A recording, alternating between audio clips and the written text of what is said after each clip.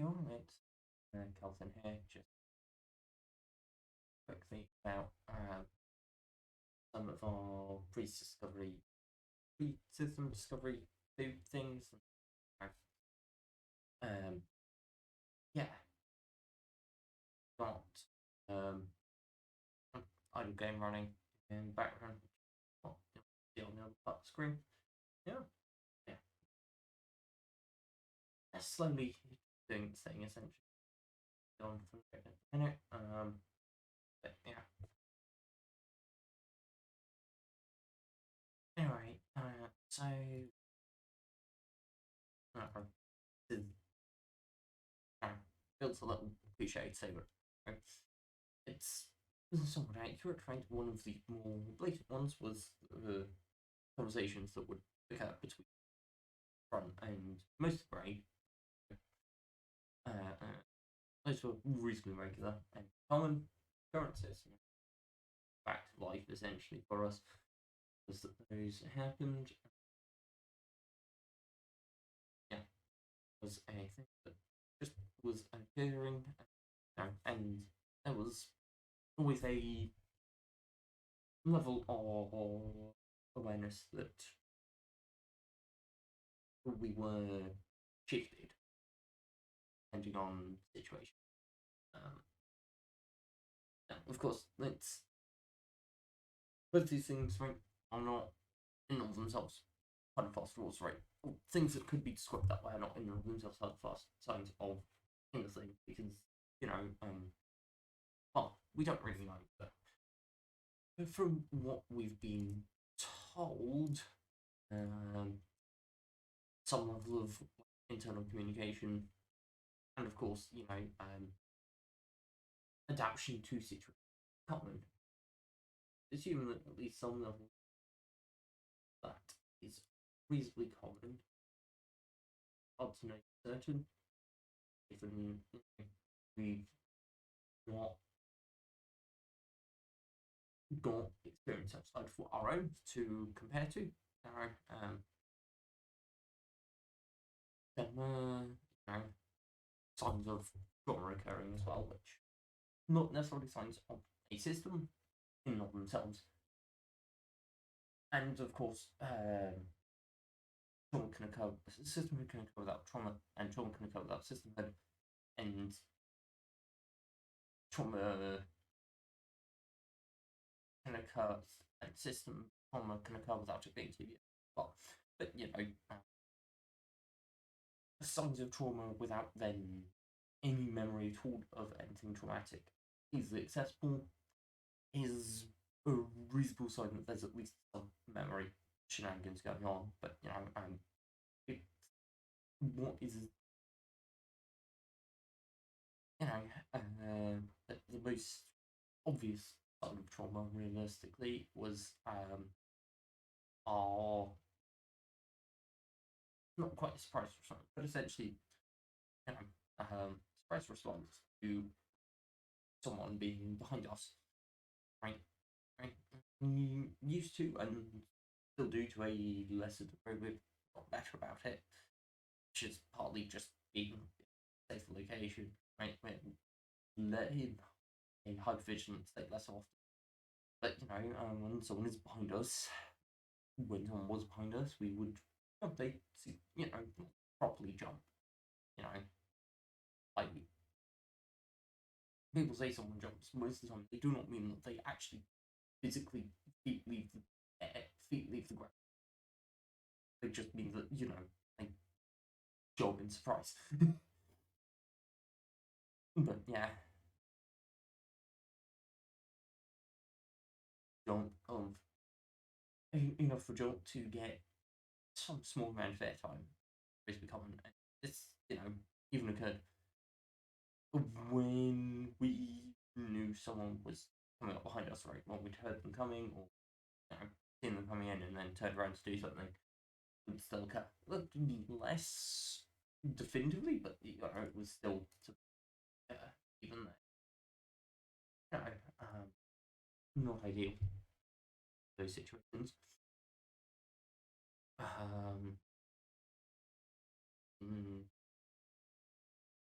there's also, the severe anxiety that came from our ideas being around, which makes complete sense with the fuller picture, but at the time did not make a significant amount of sense, given that, in theory, that was the safe place where we weren't at risk. There were known dangers elsewhere. Other common settings, there were known dangers. One would have thought that the place that was supposed to be safe from all of them felt the least safe often. And the people that should have been safety from that felt the least safe. Now, our functional memory and day-to-day memory, normal day-to-day sort of memory of, oh yeah, that's what happened, yes, all that sort of thing was,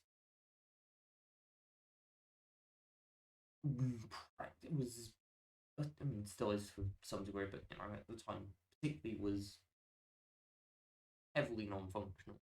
I had very little idea what happened day to day.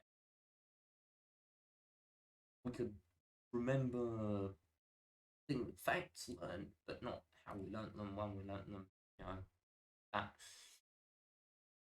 never managed to learn our school timetable like everyone else. Seemingly everyone else knew it. We never knew it. We had to check every single time. Like, at least once a day, we'd have to check the timetable for the day. Sometimes we'd have to check based on what we went through the day before as to what day of the week it was. So, and that was enhanced by the fact that any of the dreams we ever remembered were of any dreams we did remember would be of us, of essentially those same day-to-day occurrences. Pretty much any dream we had that we remembered would be a day-to-day occurrence. Nearly the only way to tell them apart was putting together what was basically putting through what day of the week it was by checking notes in textbooks and in our school books, and right. So yeah, that's where we were. So all of that, and of course, no, that's in and of itself. None of those on their own are a hard and fast anything, but all little tips, little things that signify something. There's the relatively consistent interest in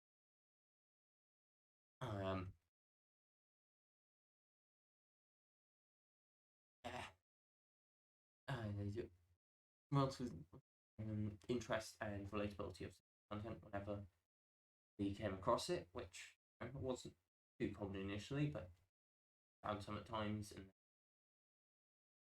it all got purged essentially. Right, we lost it all, lost access to everything, right?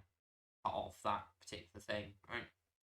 Which isn't in and of itself anything. People get interested in topics and then walk away from them, but yeah,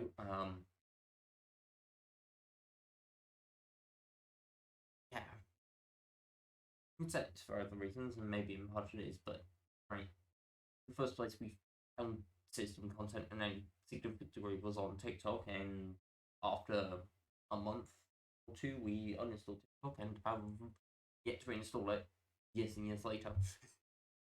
So, that might be a thing for us to explore more seriously, but yeah, like, there's at the time almost certainly some suppression of that interest. Again, interest and relatability of content, and then that got heavily suppressed, which points to system mode and then points to specific things about it as well, and is of course, not of course, but often find that, or we often find that the things that should be horrifying in some way, we can disconnect from quite significantly. Right? They are often effectively non-factors. Like, obviously, objectively we can tell that they're terrible, right? But there's none of the emotional weight there that one would expect, at least not up front. It's, and that could, of course, just be the desensitization that is caused by modern news cycles, all of that. But we grew up without TV, without significant exposure to that at the time, so it makes less sense. But yeah, there's potential explanations for that again. A lot of these things have potential explanations on their own. It's just be part of them altogether. Other things, like, once we started looking into things a little bit, right, started allowing things to click into place. A couple of other things, it felt, and still does feel, concerning at times. Often, whenever we dove into it, the ability to understand, look through, understand the text and the reasoning. Not obviously not all the technique, every organisation, all the reasoning, right? We're not going to kind of be that knowledgeable, but we've got insight into at least potential routes and potential reasons, and put ourselves in a headspace where that all makes sense and reasoning holds up. Right? Those are spaces, admittedly, where we've cut off any empathy or sympathy, anything like any of the kindness or compassion towards anything else. But, space we can put ourselves in and we can understand fairly well is highly concerning. Often, and it's one of those things that put on the list of things that are, that points towards this. It's probably not on its own enough to say X definitely happened. Definitely, definitely. It's up to you to ascertain for yourself what you feel is enough to say certain something happened to you. But yeah, and then there's the laughter as a fair response and a safe response to some horrifying or terrible thing. Like, much like the completely flat response, it's one of, it's almost certainly a strong response to, we can't speak for everyone else, right? But for us, it was very much very much is a strong response to, it's very much a cannot absorb the weight of this properly, as it's, there's a lot of emotion there, and the negative emotions that it completely deserves cannot be safely felt. Right? So you go the opposite way. We go the opposite way. At least, because that's safer, easier. Right? That's not a perfect solution. By any means, it doesn't actually actively work, but it works in the short term. It's not healing or anything, but gets you through the moment. All those were just like pointers and things that we considered, important, or looking back were their signs, right? Or at least signs that would point a certain direction.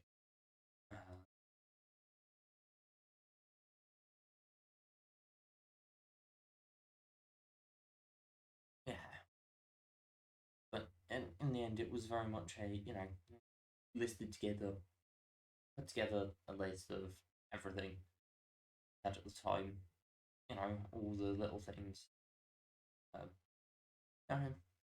all the little clues, all the clues that we felt were clues, everything, get the list on our phone, and put that together. Also, set up a private Discord server, Plural account and Plural Kit, just to see, if it got used much, see how it got used if it did, and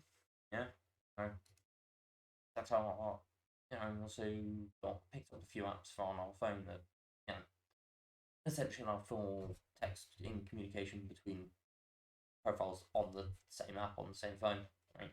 Not interconnected with anything, just app on the phone, but hold the text communication, like your texting back and forth between accounts on the same phone. Good, and then that was a lot of it, and then as that started coming out, people started being more blatant and obvious because it got to the point where it was no longer going to be safe to stay where we were essentially, and we knew at that point, at least to some degree, and once we knew, we had to get out essentially. Of course, it's not quite that simple. It, once we knew, we had to get out. So we started putting together, or obviously at least internally, knew internally that was going on, and on the same face though, basically, because don't need to put on the same face, and just started working on getting out of that situation to slightly safer. Start working on things other than your survival, hopefully, on healing, even if just a little bit. Yeah, it was. Yeah, I don't know. I feel like there's some missing some issue, something. I'm gonna leave it there. Pre-System signing out. Hope to catch you all next week. Please do remember to like, subscribe, comment, especially if you've got any questions you want answered. Be happy to answer them either in the comments or in another video. So catch you all next week.